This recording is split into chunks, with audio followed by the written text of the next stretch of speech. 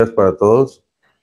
Muchas gracias por la asistencia. Hoy tenemos la compañía grata del doctor Oscar Piñeros, que es una persona muy académica, como ustedes se van a dar cuenta en la charla. Él es médico oftalmólogo de la Universidad del Valle, estuvo en Estados Unidos, doctor, no me acuerdo, pero sé que estuvo en Estados Unidos haciendo el fellow de córnea y segmento anterior, y desde que regresó a Colombia nuevamente pues se ha vinculado a la academia, ha sido siempre docente de la Universidad del Valle, fue jefe del programa de oftalmología y actualmente pues está vinculado también con la Javeriana de Cali. Ha publicado en múltiples revistas y siempre se ha mantenido muy actualizado, en modo que para nosotros, vuelvo y repito, es muy agradable contar con la presencia y que nos haya dado el tiempo para esta charla, que me parece muy interesante porque la cirugía de pterigio es una cirugía que se realiza frecuentemente y no está exenta de ninguna complicación. Bueno, bienvenido, doctor. Hola, buenos días, hombre. Lástima que tenemos ahí un problemita con la cámara, pero bueno, lo importante es que la presentación se está viendo bien. No, muchas gracias por darme este espacio para compartir con ustedes. Es de verdad que es un gusto.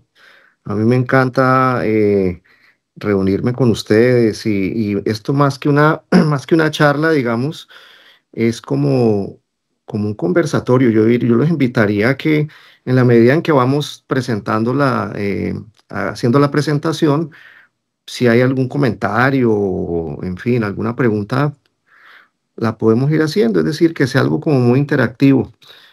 Esto, sí, como dice el doctor Celis, eh, la cirugía de pterigo pues es algo muy, muy común, la hacemos con frecuencia.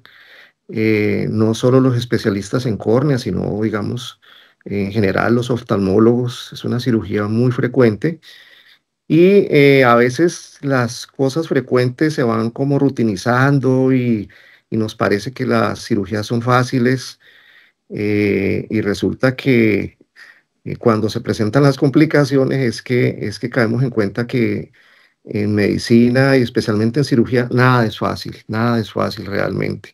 Yo quiero presentarles un caso clínico y alrededor del caso, pues mirar, digamos, la parte como teórica y hacer como una pequeña revisión de tema. Este caso es de una paciente de 35 años. Yo pongo ahí pues como la actividad que ella desarrolla y dónde vive porque tiene que ver con la evolución.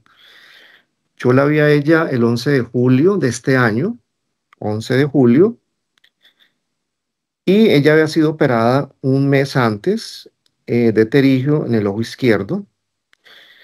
El procedimiento se realizó en otra institución diferente a la clínica de oftalmología.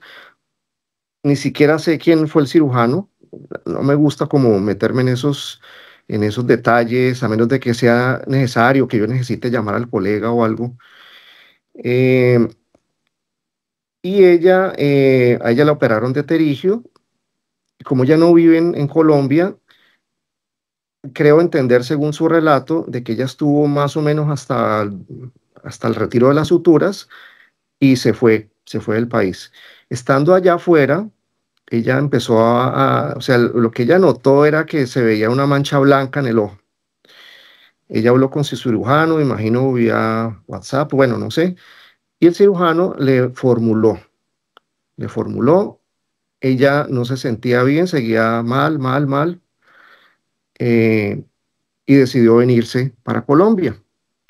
No tengo la información de si ella recibió mitomicina o si le hicieron un injerto libre.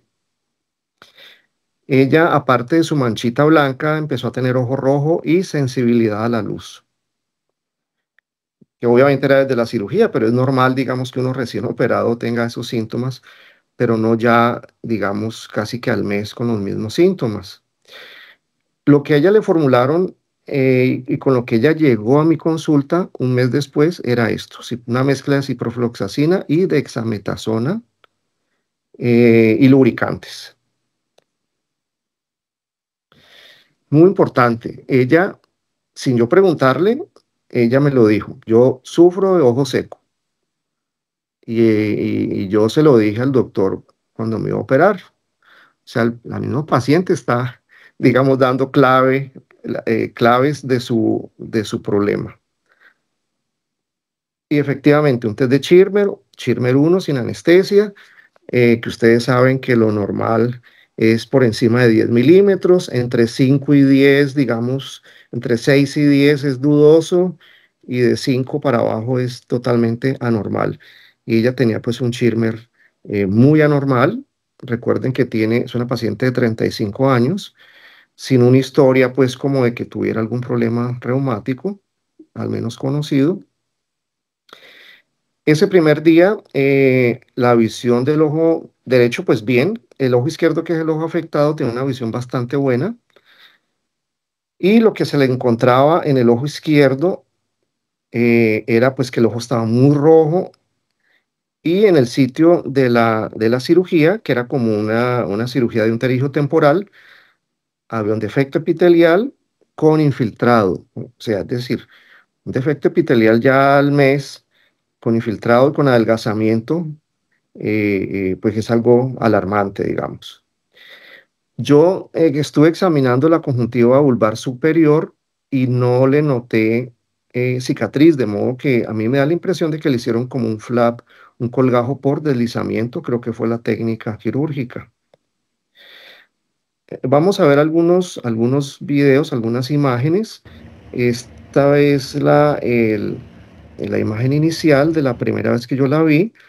Se ve verde, pero ese verde es por la fluoresceína realmente. Fíjense que aquí en esta toma se alcanza a ver el colgajo, lo que yo creo que es un colgajo por deslizamiento. Y la profundidad es bastante profunda, sobre todo teniendo en cuenta que la base ahí está como llena de fibrina. Bueno, el diagnóstico pues es muy obvio, es una queratitis infecciosa posoperatoria. Yo decidí suspender el antibiótico y esperar 72 horas. ¿Qué tanto espera uno? O sea, cuando ya el paciente viene con antibiótico, ya uno sabe que los cultivos disminuyen su eficiencia. Así lo suspendamos. Eh, en este caso yo decidí esperar 72 horas, pero no siempre se puede esperar tanto tiempo. Si es digamos, una queratitis muy severa, a veces 24 horas, o a veces ni siquiera pueden esperar las 24 horas, toca arrancar sin cultivos. Pero con ella se podía esperar, digamos, ese tiempo. Yo la vi ya a las 72 horas, se tomaron exámenes directos para Gram, KOH, el cuadro clínico estaba igual, y ahorita lo vamos a ver, y se hizo un cultivo para bacterias y hongos, y se inicia antibióticos tópicos, vancomicina y amicacina cada hora. Este es como se ve el día de la toma de los cultivos. Antes de tomar los cultivos, ya ha desaparecido la fluoresceína, por supuesto, entonces da una imagen como más real. Fíjense que hay un infiltrado, sobre todo en la base de la úlcera. Eh, También están infiltrados los bordes, se ve blanquito. Ahí se ve un poco más en detalle. Fíjense bien en el blanco de la base, porque eso es lo que nos va a dar como la clave de la evolución. Es un blanco muy regular, digamos, muy simétrico, y bastante delgado, como un 70-80% diría yo. Bueno, y aquí está, digamos, algo muy importante. El Gram es muy importante porque la coloración de Gram nos da una idea de dónde estamos parados. Entonces, el Gram nos dio cocos Gram positivos, que puede ser, pues decir, estafilococo lo más usual, podría ser estrepto, pero bueno, no hablaba de cocos en pares y bueno, pero ya sabemos que es un Gram positivo. Y el KOH fue negativo para hongos. Este es el cuarto día. Fíjense que ya el blanco del fondo se empieza como, ahí tiene como una muesquita ahí, como que se empieza a resolver. Fíjense que hay vasos, sí, aparecen unos vasos ahí alrededor de la lesión, lo cual es muy bueno, es muy bueno. Este es el día cuarto después de... la cuenta que yo llevo es después de iniciar los antibióticos. Lleva 4 días con antibióticos y se va disminuyendo, digamos, en una forma gradual. Se van espaciando los antibióticos. A la semana, de cada hora, ya yo le bajé a cada 2 horas, porque ya vi que había como una respuesta al antibiótico. Fíjense que aunque el gram dio cocos gram positivos, yo no le quité la micacina, porque, es decir, no se puede descartar que haya una infección mixta, de modo que, y está evolucionando muy bien, de modo que decidí continuar con los 2 antibióticos a la espera del antibiograma.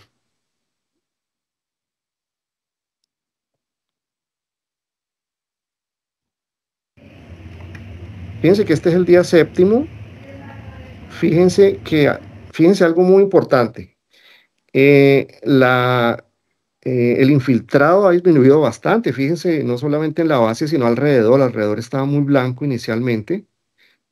De hecho, a ver si puedo mostrar el video inicial sin afloresceína. Fíjense, comparen el blanco de la base y el blanco alrededor del defecto. Compárenlo con el día séptimo. Fíjense la diferencia. Fíjense la diferencia. Esta fue la inicial. Fíjense que aquí casi no había vasos. Y el infiltrado era bien, bien fuerte. Entonces, esta es una evolución muy típica de las úlceras. El paciente se siente muy mal. Y eso hay que explicárselo al paciente. El paciente dice, no, yo estoy empeorando, porque siente mucho ardor y el ojo está rojísimo. Fíjense la conjuntiva vulvar. Ese es el efecto del antibiótico sobre la conjuntiva. Entonces, aunque la úlcera va mejorando, el paciente se siente cada vez peor.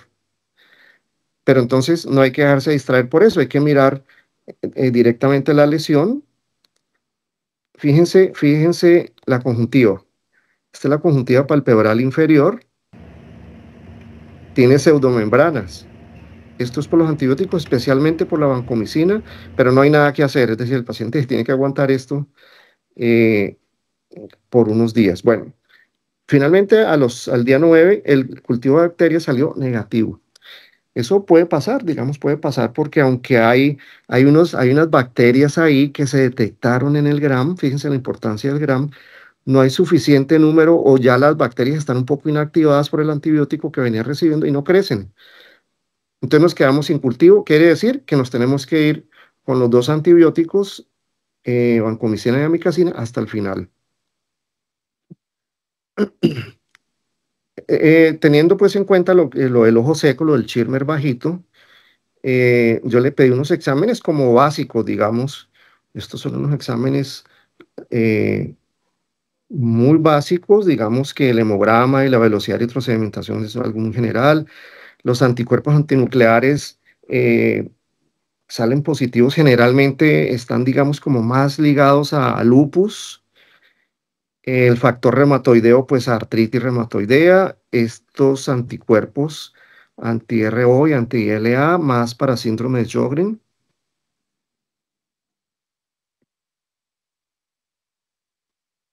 Al día 11 empecé a espaciarle un poco más el antibiótico. Ahí hay que, digamos, poner en la balanza. Uno está tentado como a bajar muy rápido los antibióticos porque son muy tóxicos, pero es decir, no se puede. Uno tiene que ir al paso de la lesión corneal, no al paso de la inflamación de la conjuntiva. Este es el día 11. Fíjense cómo ha mejorado la lesión corneal. Fíjense que ya casi no se ven los vasos y la lesión como tal ya no está tan profunda y no está tan infiltrada. O sea, el cuadro de la córnea ha mejorado muchísimo, fíjense, en 11 días. Pero la conjuntiva se ha deteriorado. Miren la conjuntiva palpebral inferior, nasal y temporal. Eso hace que el paciente se sienta terrible.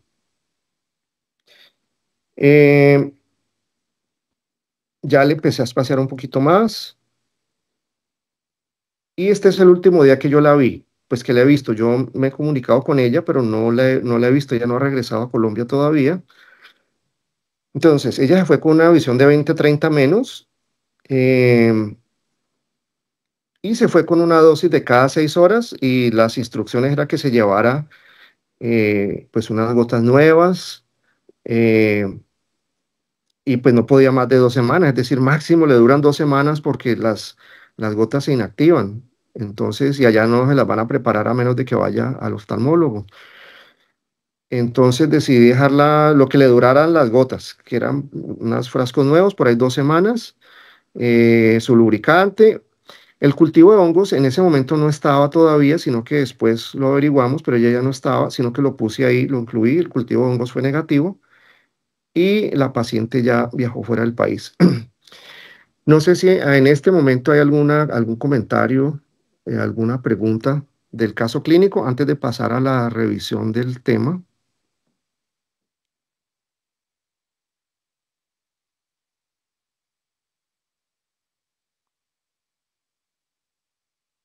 Doctor, ¿usted le dejó el corticoide todo el tiempo? ¿O dice usted que le suspendió el antibiótico, pero le dejó el corticoide o le entendí mal? No, acuérdate que era una mezcla, ¿no? Era un Flovac D, un Trasidex, no me acuerdo, era un solo frasquito de antibiótico y esteroide. Yo se lo suspendí en la primera cita para poderle tomar los cultivos 3 días después. No, sin esteroide, está sin esteroide. Todo el tiempo estuvo sin esteroide.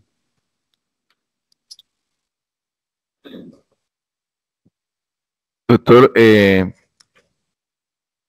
la dosis de vancomicina, ¿usted siempre la ha manejado en esa proporción o antes la manejaba de No, una manera diferente?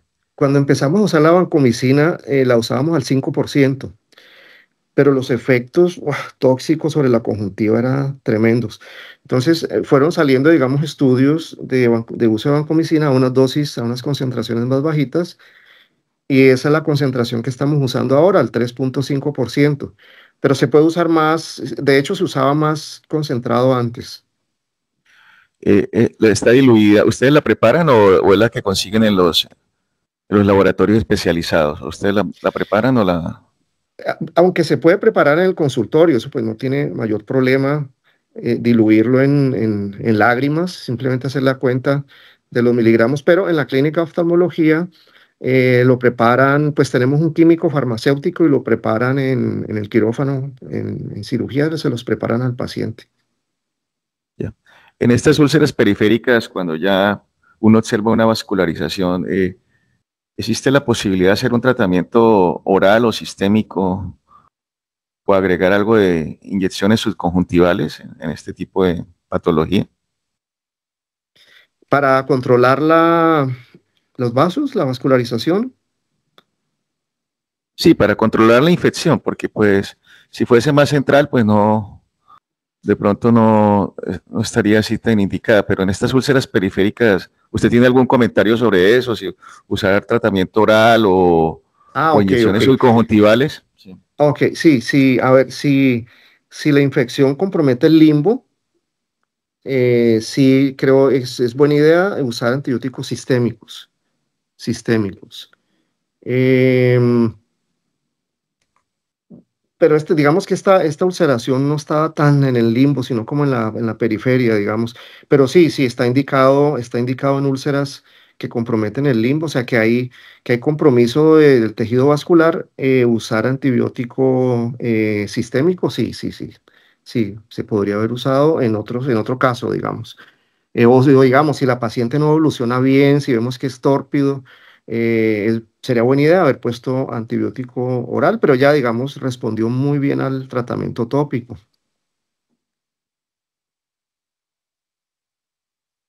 Listo. Bueno, entonces lo que yo quiero hacer ahora es como hacer una revisión, hice una revisión de la literatura mirando eh, eh, presencia de queratitis post cirugía de pterigio. eh, Luego vamos a mirar las complicaciones que se presentan en la cirugía de pterigio, además de las queratitis. Al final voy a hablar un poquito como de las enfermedades reumáticas más comunes, alguito, un poquito, sobre todo el síndrome de Sjögren. Em, Esta revisión, fíjense, esta revisión es de un hospital en Irán, que fue publicada en el año 2020. Ellos revisaron, fíjense, ellos revisaron en el lapso de 2 años em, las cirugías de pterigio que habían realizado, que eran 2.118, y encontraron que habían 5 queratitis. O sea, una prevalencia una incidencia en ese lapso de 0,23%, que es bajito. En realidad es muy raro que uno vea en su práctica infecciones en la córnea post cirugía de pterigio, pero ahí está ese riesgo. Em, este estudio, digamos que es como muy diferente al caso que les estoy mostrando, porque fíjense que la edad de presentación era entre los 53 y los 77 años. Nuestra paciente era de 35 años y además mujer. El estudio de ellos mostraba que había una mayor frecuencia en hombres. Pero bueno, pero es interesante de todas maneras mirarlo. Y fíjense que de los pacientes con queratitis, que eran 5, había un paciente con ojo seco, ya pues digamos estudiado, documentado, y un paciente con diabetes. Muy importante, fíjense este detalle. En todos los casos se usó mitomicina en cirugía. Em, Ellos lo usaron por un tiempo de 2 a 3 minutos intraoperatoriamente. Todos tenían algún tipo de injerto, digamos. La mitad de ellos más o menos tenían pues el injerto normal que todos hacemos. La otra mitad tenía membrana amniótica y había uno que se le había hecho un colgajo, creo que fue el caso de esta paciente. Lo del colgajo, yo no sé si ustedes hacen o han hecho el colgajo. Eh, Creo que es una técnica, digamos que no es como la primera opción. No sé si de pronto no hay de dónde sacar el injerto o la conjuntiva vulvar superior tiene algún problema. Se puede hacer uso de esta técnica. Si se hace el injerto del colgajo, hay que tener mucho cuidado de limpiarle bien la tenon, porque no solamente como cortarlo y pasarlo para un lado ya, porque usualmente los colgajos quedan muy gordos y eso puede llevar a que se presenten DELEN en el posoperatorio. Entonces, tener cuidado cuando se hacen los colgajos. Fíjense que la mayoría de sus pacientes tenían un germen gram positivo, estafilococo básicamente. También hubo uno por pseudomonas y hubo un fusarium. Eh, fíjense que 2 ojos se perforaron, 2 ojos se perforaron.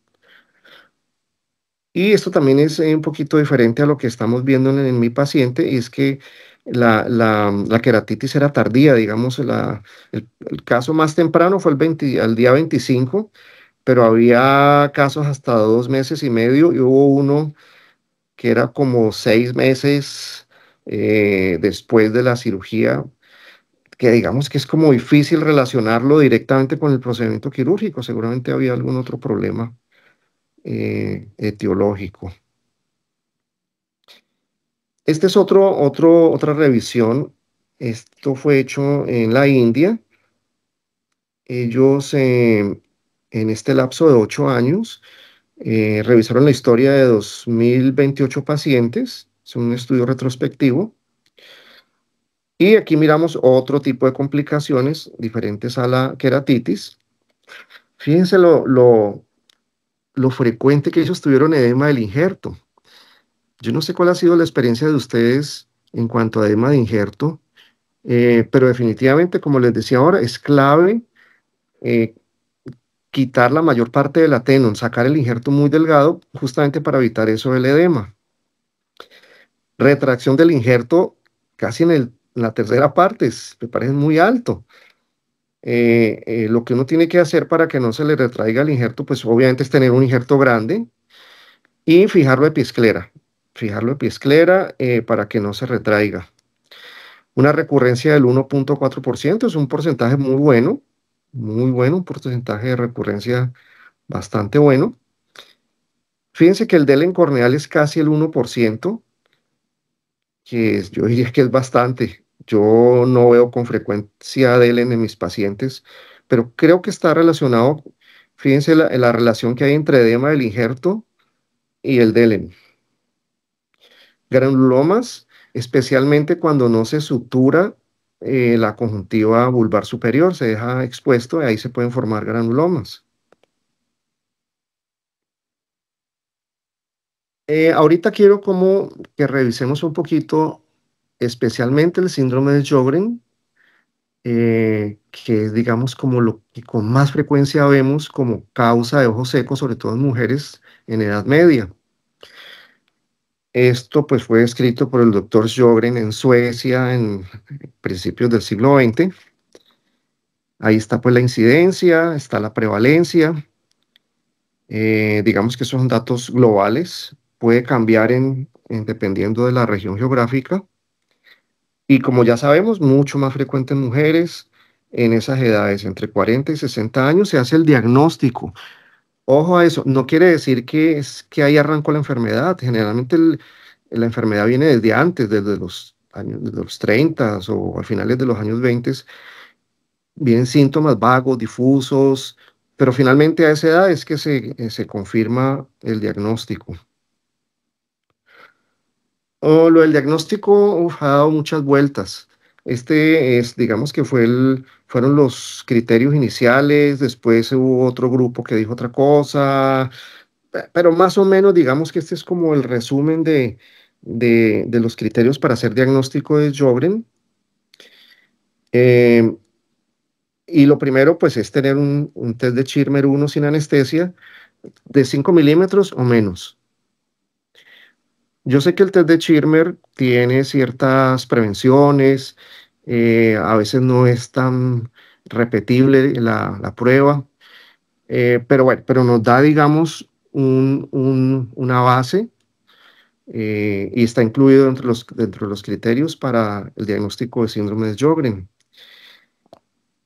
El test de lisamina verde o de rosa de Bengala, recuerden ustedes que se hace tiñendo pues toda la superficie, se divide en 3 zonas, nasal, temporal y la corneal, y cada zona va de 0 a 3, o sea que en total si tiñe mucho en las 3 zonas sería 9 el puntaje en cada ojo, y se considera pues anormal o un criterio de Sjögren si tiene 4 o más, una puntuación de 4 o más en cada ojo. Los marcadores inmunológicos, que son esos anti-RO y anti-LA, que son anticuerpos contra el núcleo o el citoplasma de ciertas células. Pues decir, sí, cuando salen ya positivos es importante, pero no siempre salen positivos cuando la enfermedad, digamos, está muy en etapas tempranas, generalmente salen negativos. Y recuerden que estos marcadores salen positivos cuando es un síndrome de Sjögren secundario, o sea que hay como un compromiso sistémico.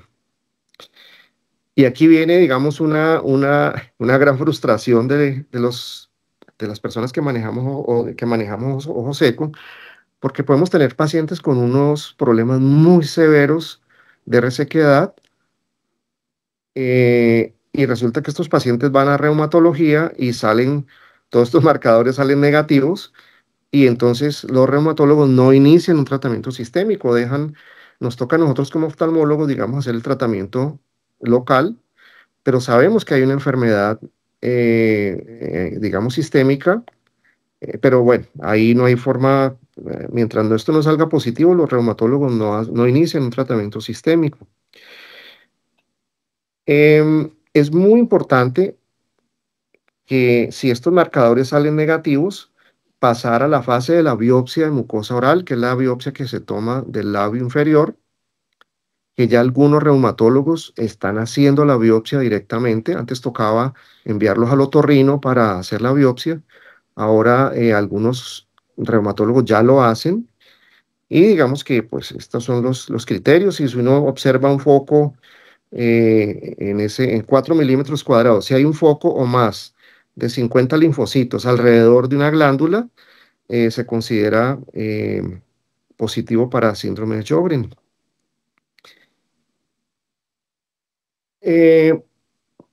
Pero bueno, hay otras dos enfermedades que son la artritis y el lupus, que es en mujeres más jóvenes. Fíjense que la artritis puede aparecer más temprano que el Sjögren, que era como 40 años hacia adelante, también más frecuente en mujeres, y hay pues unos exámenes de laboratorio que podemos solicitar, o si no queremos hacerlo, pues el reumatólogo lo hará.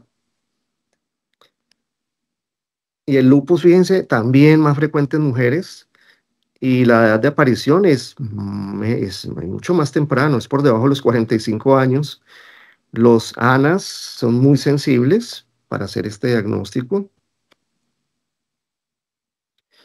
Entonces, fíjense que digamos, cuando uno se enfrenta bueno, a cualquier procedimiento quirúrgico, pues obviamente que uno tiene que hacer un examen general, digamos, de los ojos, mirar que no haya glaucoma, que no haya ojo seco, etcétera, etcétera.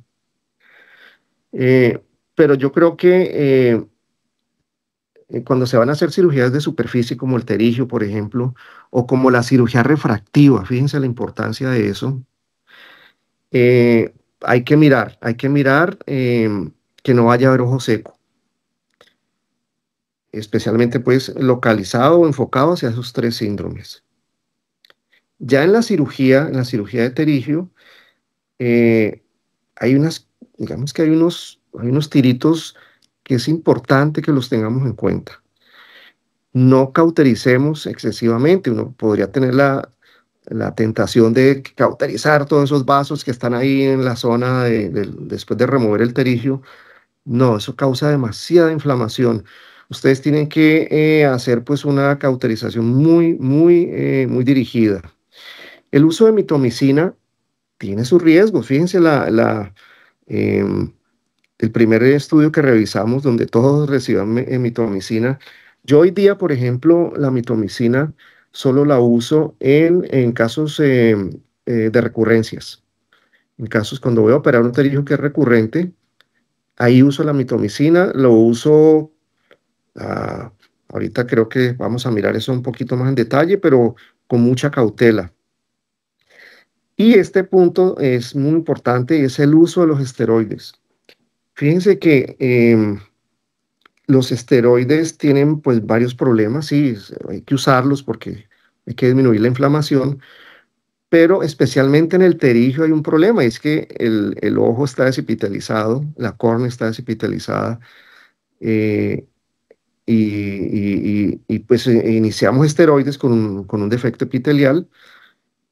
Y digamos que a la mayoría de los pacientes no les pasa nada, pero si hay un paciente con algún factor de riesgo, por ejemplo con ojo seco, el defecto epitelial se va a demorar en sanar. Eso puede llevar a un DELEN, a un adelgazamiento de la córnea, y eventualmente puede llevar a una infección también. Esto, digamos, pues es una recomendación, es algo que yo hago normalmente, eh, y es que cuando hay sospecha de que el paciente puede tener ojo seco, digamos, mujeres en edad media que tienen síntomas de ojo seco, yo les hago test de Schirmer sin anestesia, y con base en esto, digamos que eh, es basado pues en los criterios para síndrome de Sjögren. Si el paciente tiene un Schirmer máximo de 5 milímetros, yo lo envío a reumatología. O sea, suspendo la cirugía y va al reumatólogo. Si está ahí como dudoso, que es entre 6 y 10 milímetros, yo le mando el laboratorio, porque es que de todas maneras ir al reumatólogo es problemático, al menos aquí en Cali, conseguir una cita con un reumatólogo es muy complicado, así sea por prepagado particular, y después tiene que hacerse unos exámenes, o sea que es un proceso que es largo. Puede tomar 2 meses, yo creo, mínimo. Entonces, no mando a todos los pacientes al reumatólogo. Y si definitivamente el Schirmer es mayor de 10 milímetros, pues procedemos con la cirugía.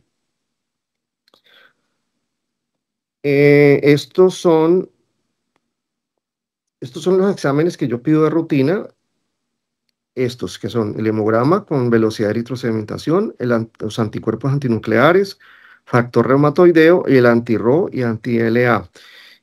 Este para lupus, que es una anticadena corta de DNA, o este anti-CCP, no los pido de rutina, a menos de que haya como una sospecha clínica, los solicito, porque son, digamos, muy específicos.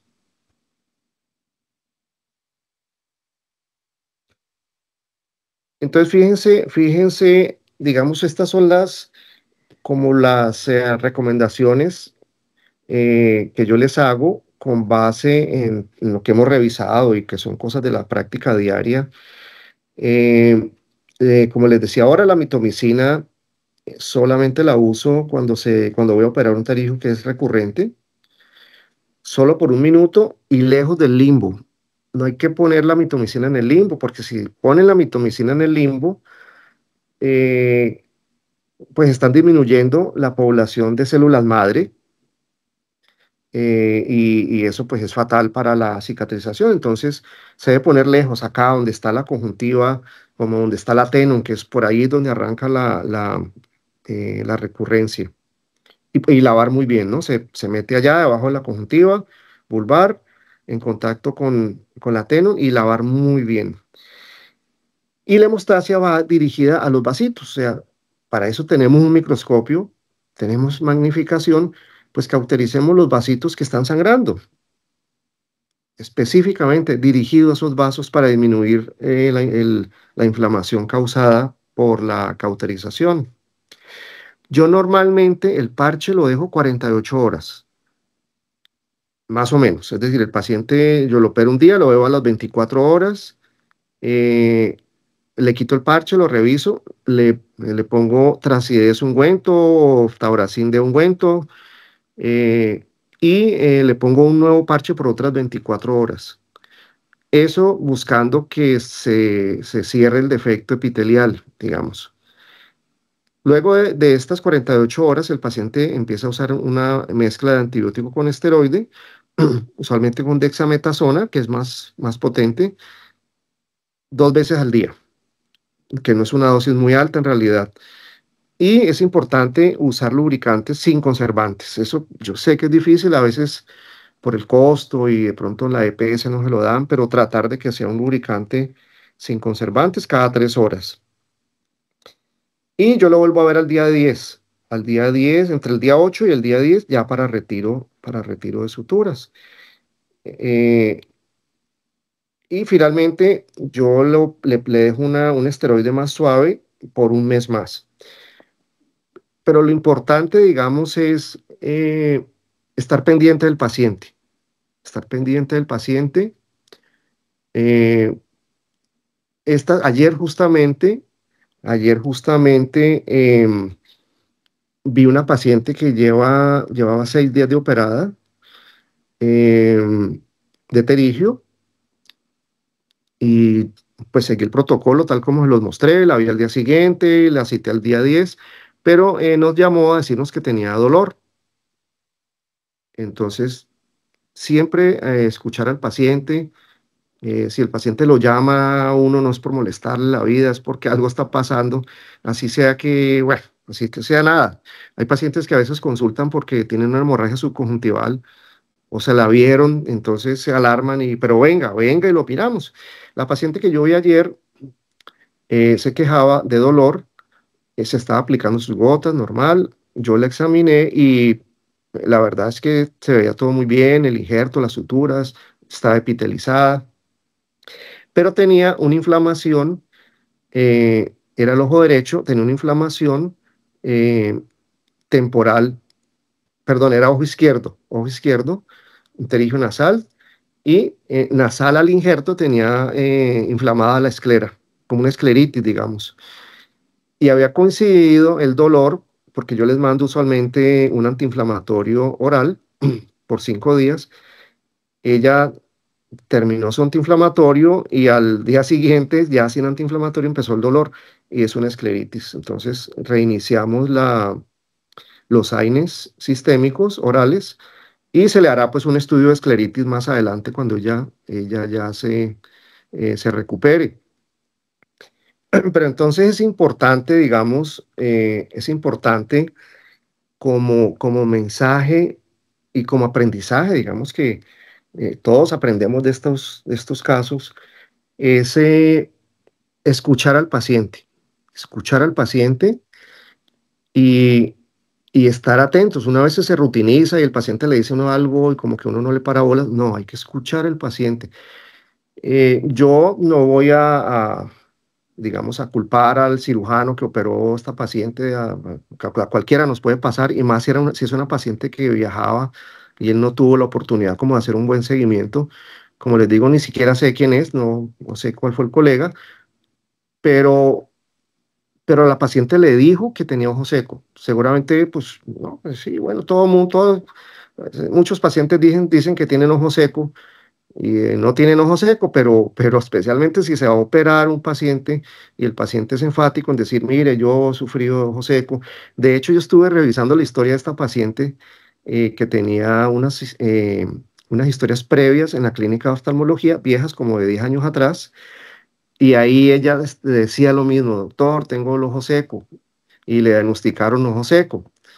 O sea, que era algo que con lo que ella venía desde hace rato, que el ojo seco, que el ojo seco. Entonces, es como pararle bolas al paciente. Eh, esta semana también tuve una paciente eh, que consultó para cirugía refractiva, no para cirugía de pterígio, cirugía refractiva, una paciente de 25 años. Eh, y pues obviamente antes de examinarla hay que sentarse con el paciente a hablar, a preguntarle, ¿usted qué hace? ¿Usa lentes de contacto? ¿Qué gota se aplica? Bueno, todo ese rollo es muy importante. Y entonces ella me dice, yo le pregunto, ¿usted usa lentes de contacto? Me dice, sí, sí, sí, doctor, yo uso lentes de contacto. Ah, bueno. ¿Cuándo los usó por última vez? Me dice, no, hace como un mes, pero la verdad, me dice, la verdad es que yo casi no los uso, yo los uso por ahí una vez a la semana o 2 veces a la semana máximo. ¿Por qué? ¿Por qué los usa tan poquito? Me dice, porque no me los aguanto. Yo quisiera usarlos todos los días, pero no puedo con los lentes. Yo me los pongo y ya a las 2 horas estoy que me los quito. Entonces, fíjate que ahí se prende una alarma. ¿Cómo así que una paciente joven no usa los lentes de contacto porque no los tolera? Entonces, ahí se prende una alarma, ahí ya empiezas tú a profundizar un poquito. Le hago un test de Schirmer y efectivamente el test de Schirmer salió bajito, no por debajo de 5, era un ojo en 7 y otro ojo en 10, pero es un Schirmer bajo para la edad de la paciente. Entonces ahí se prende una alarma. La cirugía refractiva, lo siento mucho, pero queda aplazada hasta que no miremos qué está pasando.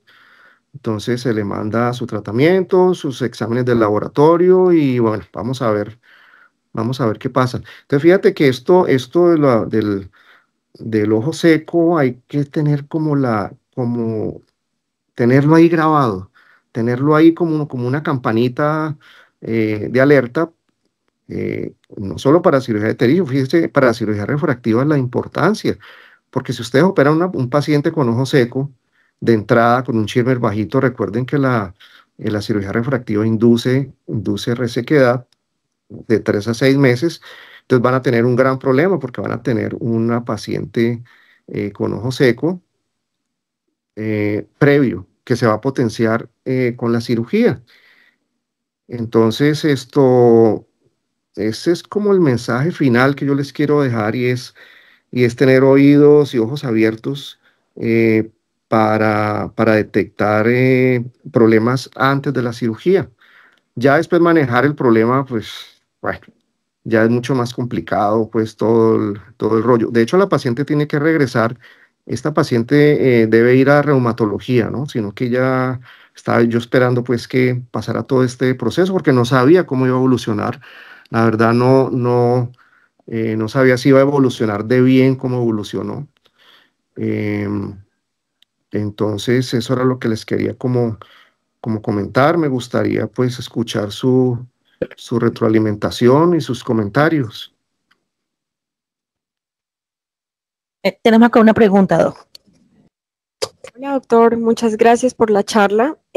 Tenía 3 preguntas puntuales. Uno, ¿cuál es su antibiótico de elección cuando son esas úlceras que no mejoran con el antibiótico tópico magistral, tanto vía oral como intraestromal? Y la otra es, ¿cuántos días en el postquirúrgico de un pterigium o usted utiliza o usted aconseja al paciente poder utilizar los lentes de contacto? Muchas gracias.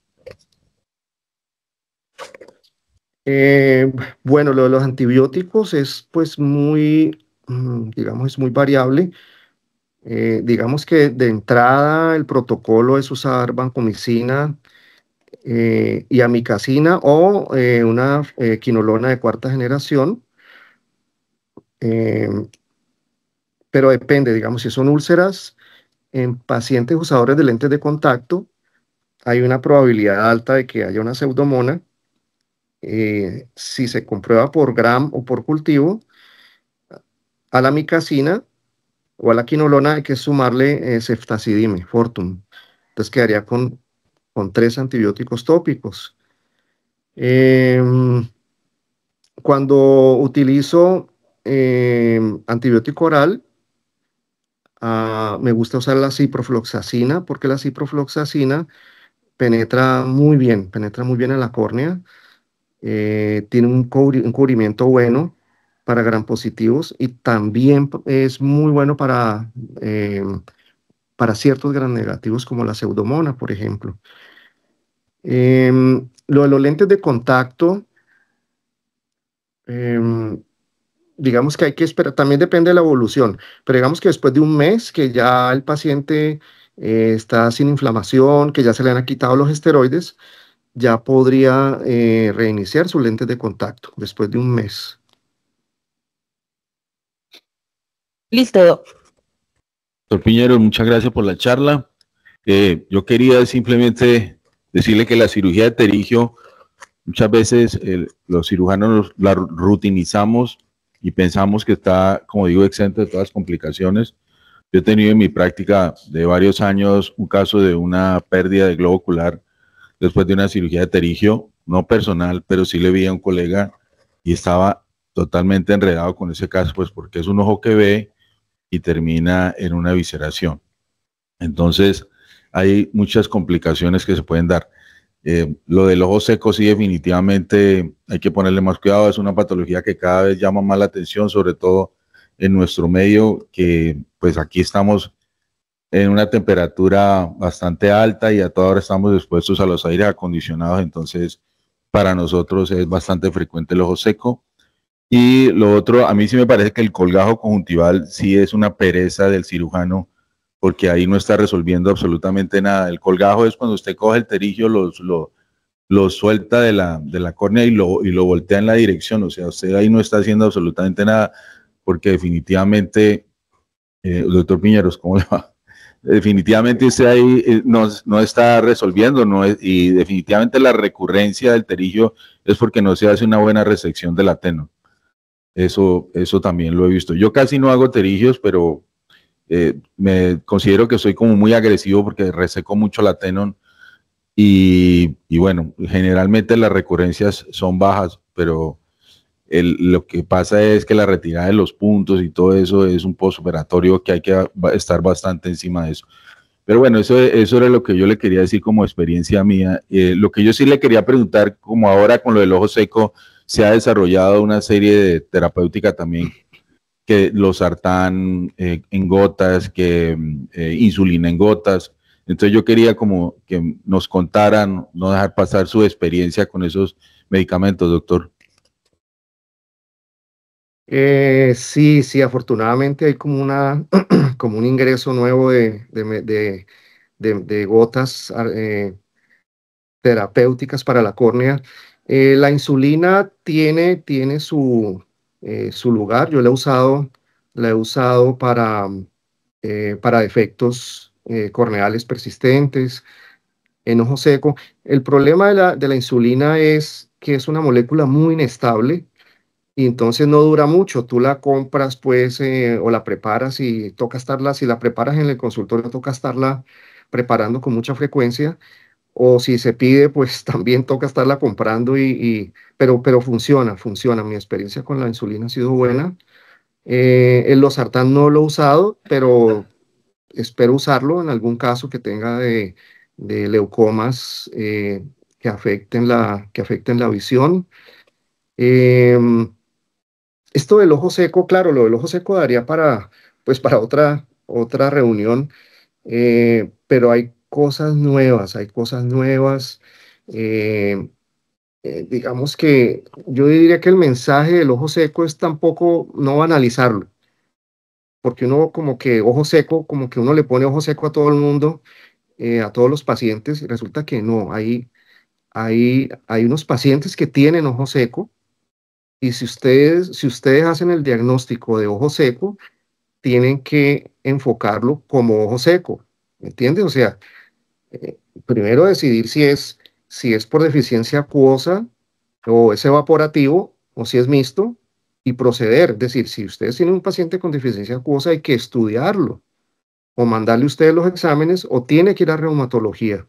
Pero uno no se puede quedar con un diagnóstico de ojo seco por deficiencia acuosa y no estudiarlo. Digamos que ese es como el mensaje que les quiero dar respecto a ojo seco, y el tratamiento tiene que ser como ojo seco, es decir, no solo lubricantes, hay que usar ciclosporina también. Entonces, si uno se compromete con un diagnóstico de ojo seco, ya es otro cuento, es otro rollo, digamos.